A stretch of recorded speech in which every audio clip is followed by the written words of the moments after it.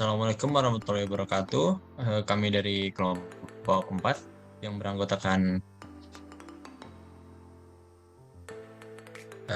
saya sendiri, Alvin Rufailah Ramli, Ahmad Jidan Abrar, Brian Hans Channing Penjahitan, Farhan Fajar Sidik, Maulana Rifki Yudira, Michael Lambok, dan Wida Layan Nafisa akan mempresentasikan mata kuliah Transfer Behavior dengan judul Motivation and Effect.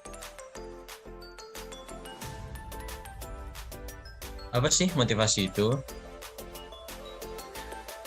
Motivasi adalah dorongan yang dari dalam diri sendiri atau dari lingkungan yang menjadi faktor penggerak tujuan yang ingin dicapai. Jika dikaitkan dengan konsumen, motivasi sebagai suatu dorongan yang menggerakkan konsumen untuk memutuskan pembelian barang atau menggunakan jasa.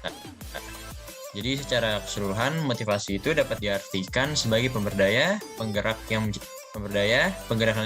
menciptakan kegairahan seseorang agar mereka mau bekerja sama, bekerja efektif, dan terintegrasi dengan segala upayanya untuk mencapai kepuasan. Selanjutnya ada needs dan purpose.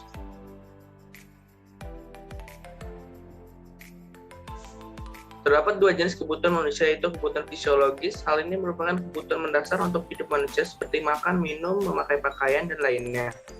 Dan kebutuhan psikologis, hal ini merupakan kebutuhan akan perasaan nyaman dan dihargai dari individu lainnya, seperti kepercayaan diri, afeksi dari orang lain, dan lainnya. Manusia tidak bisa menghindari aktivitas yang didasari oleh kebutuhan dan keinginan, karena kebutuhan dan keinginan tidak akan pernah terpenuhi, dan ketika suatu kebutuhan dan keinginan terpenuhi akan muncul keinginan baru yang memberikan rasa kepuasan lebih besar. Next.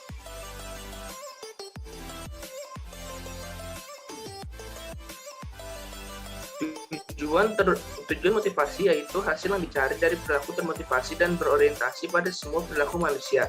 Ada dua jenis tujuan, yaitu tujuan umum adalah hasil yang dicari konsumen untuk memenuhi kebutuhan fisiologis dan psikologis. Tujuan khusus produk adalah hasil yang dicari konsumen dengan menggunakan produk atau layanan tertentu. Misalnya ketika seorang siswa memberitahu orang tuanya bahwa dia ingin menjadi pengusaha, dan dia mengungkapkan tujuan umum jika dia mengatakan ingin mendapatkan gelar MBA dari Stanford, dia mengungkapkan tujuan khusus produk. Kebutuhan dan tujuan saling bergantung, tapi seringkali tidak menyadari kebutuhan mereka seperti tujuan mereka. Misalnya seorang remaja mungkin tidak secara sadar menyadari kebutuhan sosialnya, tetapi mungkin bergabung dengan sejumlah grup obrolan online untuk bertemu teman baru. Demikian pula orang-orang sadar bahwa mereka perlu membeli barang-barang tertentu, tetapi mungkin memiliki tujuan yang berbeda ketika mereka pergi berbelanja.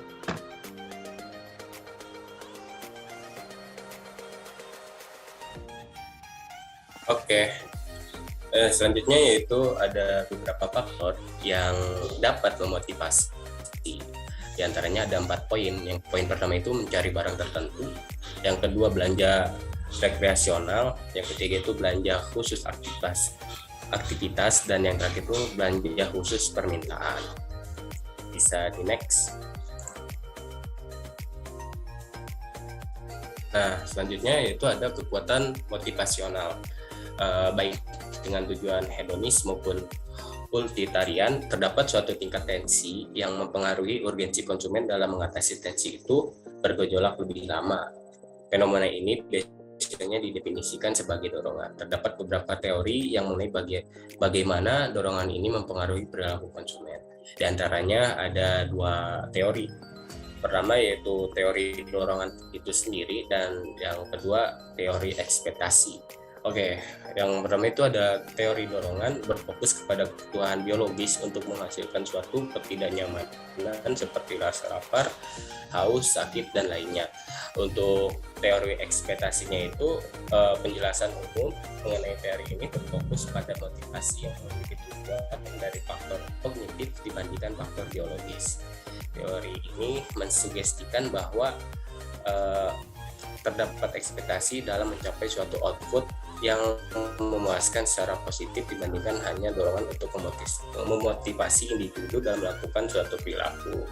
Ya, seperti contohnya ini, bagaimana individu memilih suatu barang karena terdapat ekspektasi bahwa pilihan yang dia pilih memberikan konsekuensi yang lebih positif dibandingkan pilihan yang lainnya. Oke, selanjutnya akan dilanjutkan oleh rekan saya. Baik, selanjutnya mengenai teori motivasi. Manusia sebagai makhluk sosial tentu memiliki suatu ciri khas yang hampir berupa satu sama lain. Walaupun begitu, tiap individu menentukan prioritasnya berbeda dengan orang lain, seperti kebutuhan psikologis yang berbeda. Untuk memahami perbedaan prioritas yang mengakibatkan perbedaan motivasi antar individu, terdapat dua macam teori motivasi yang dikenal secara umum, yaitu teori segitiga Maslow dan teori motivasi McGuire. Berikut penjelasannya. Yang pertama ada teori segitiga motivasi Maslow. Teori ini merupakan teori psikologi yang membagi motivasi suatu individu atas 5 tipe dengan kebutuhan berbeda. Untuk model dari teori ini berbentuk segitiga di mana bagian terbawah merupakan jenis motivasi yang paling mendasar dan memiliki oleh mayoritas individu, dan semakin ke atas maka motivasi menjadi semakin eksklusif dan hanya dimiliki oleh sebagian individu yang telah mencukupi kebutuhan motivasi mereka di level sebelumnya. Berikut tipe-tipe segitiga motivasi Maslow. Yang pertama ada kebutuhan fisiologis. Dalam tipe ini merupakan kebutuhan dasar seperti kebutuhan pangan, sandang, dan papan. Yang kedua ada kebutuhan sosial. Dalam tipe ini merupakan berhubungan dengan individu lainnya seperti kebutuhan berteman, berjaring, atau menyukai lawan jenis. Yang ketiga ada kebutuhan keamanan, merupakan kebutuhan yang berhubungan dengan rasa aman dalam menghadapi suatu permasalahan atau bahaya atau situasi, seperti kebutuhan keamanan pribadi, keamanan dalam segi karir, atau keamanan dalam finansial.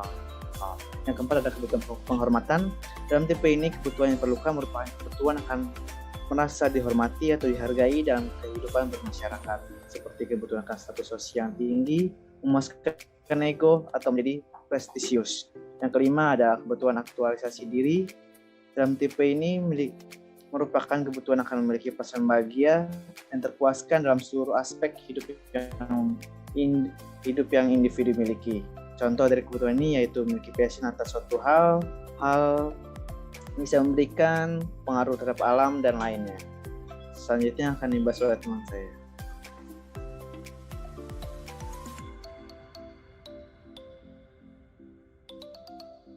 Oke. Selanjutnya saya akan melanjutkan paparan dari Brian Hans. Selanjutnya ada teori segitiga motivasi McGuire. Teori motivasi McGuire ini dicanangkan oleh McGuire, seorang psikolog ternama. Ia menjabarkan bahwa motivasi di setiap individu itu berbeda-beda dan akan tetapi bisa diklasifikasikan dalam 14 jenis tipe dan klasifikasi dengan tujuan tertentu. 14 klasifikasi itu antara lain kebutuhan atribut atas suatu penyebab, konsistensi, isyarat, kategori, pembaharuan, independensi, menjaga ego, mengekspresikan diri, bantuan, tuntutan, permodalan, afiliasi, utilitarian secara natural, dan hedonis secara natural. Next.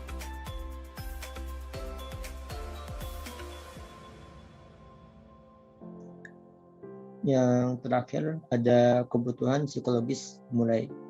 Psikolog Henry Murray mengembangkan suatu framework kebutuhan psikogenik yang membicarakan mengenai suatu perilaku tertentu.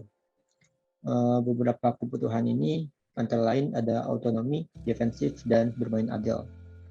Framework ini dikembangkan oleh Henry Murray ini menjadi dasar dari beragam tes psikologi, terutama tes personalitas yang ada di masa kini. Salah satu contoh yang terkenalnya adalah tematik apperception test atau TAT. Next.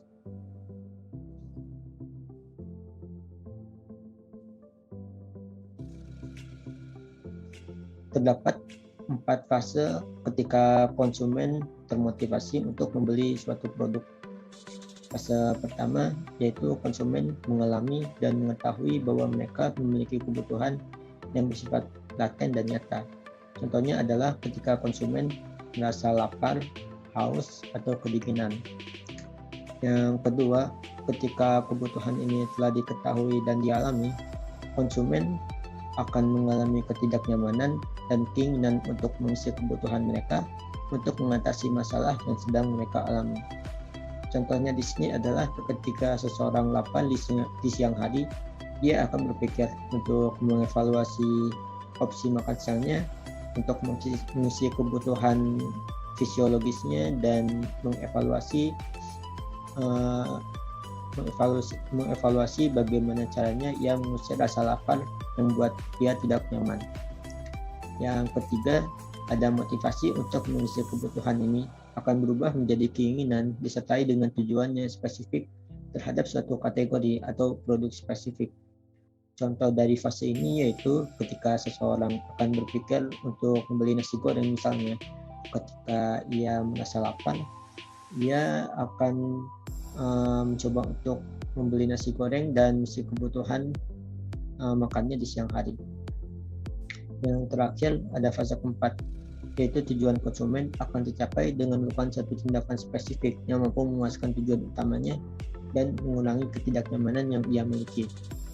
Contohnya adalah ketika kita melanjutkan contoh yang tadi, ketika seseorang terpikirkan untuk membeli nasi goreng, dia akan membeli dan memakannya.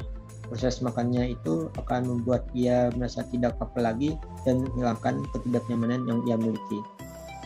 Selanjutnya akan dijelaskan oleh teman saya.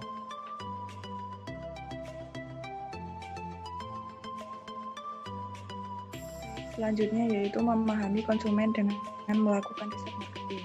Riset yang dilakukan oleh Ernest Dichter, seorang psikolog dan ahli marketing, yang ia lakukan untuk kampanye marketing sebuah produk sabun.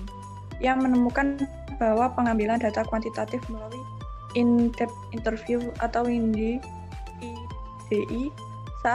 sangat ampuh dalam memahami tujuan dan motivasi suatu konsumen dalam membeli suatu produk sabun tersebut, serta bagaimana apa yang mereka rasakan dan pikirkan ketika melakukan kegiatan mandi maupun membersihkan area tubuh tertentu menggunakan produk sabun tersebut.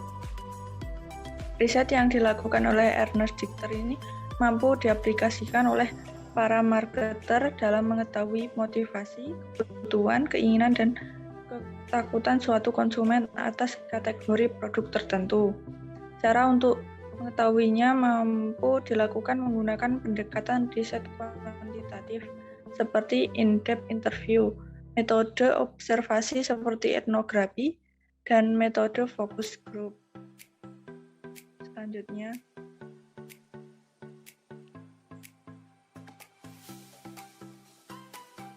Selanjutnya yaitu inovasi dan personalitas lain yang mempengaruhi perilaku konsumen. Inovatif, mendorong pembaruan kebutuhan untuk dianggap, materialisme, dan lainnya. Inovatif seperti dogmatisme, karakter sosial, dan kebutuhan akan unik. Level stimulasi yang optimal, keinginan untuk merasakan sensasi, variasi dari dorongan pembaruan, kebutuhan untuk dianggap, status sebagai visualis atau verbalis, materialisme konsumen, konsumsi terverifikasi, konsumsi impulsif, dan konsumen etnosentris. Selanjutnya akan dijelaskan oleh teman saya. Oke, terima kasih. Selanjutnya saya akan melanjutkan presentasinya. Selanjutnya adalah tanggapan konsumen terhadap produk dan pesan pemasaran. Jenis-jenis afektif menurut Picker dan Olson tahun 2000 memiliki perbedaan dalam intensitas dan aktivitas perilaku ketika individu mengalami keempat afektif terkait. Semakin kuat afektifnya, maka perilaku individu akan lebih mudah direspons secara fisiologis, seperti detak jantung yang meningkat, cara berbicara yang lebih terbakar-bakar, dan mulut yang terasa kering. Sementara itu, menurut Mowen Gaminor tahun 2002, tanggapan afektif dalam diri manusia memiliki dua dimensi, yaitu menyenangkan dan tidak menyenangkan, serta terdorong dan pasif. Tanggapan ini bisa dimodelkan sebagai berikut. Di kiri dari sumber Picker dan Olson, yang di sebelah kanan itu dari Mowell and Minor. Selanjutnya,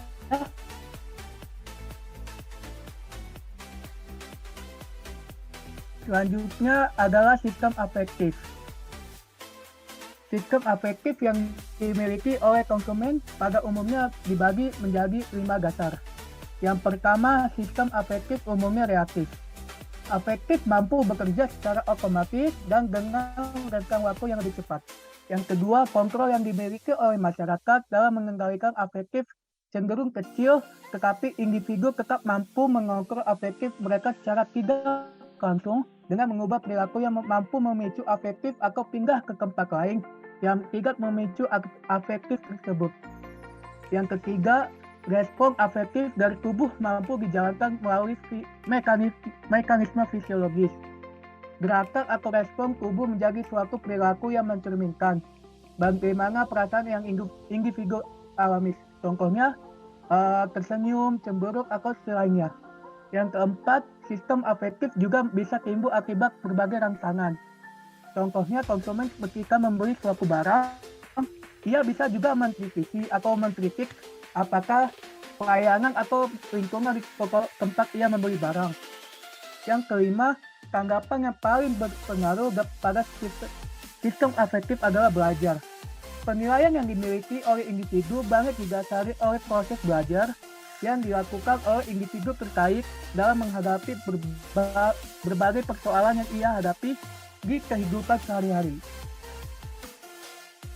Oke, sekian presentasi dari kelompok kami. Selebihnya mohon maaf atas kesalahan. Wassalamualaikum warahmatullahi wabarakatuh.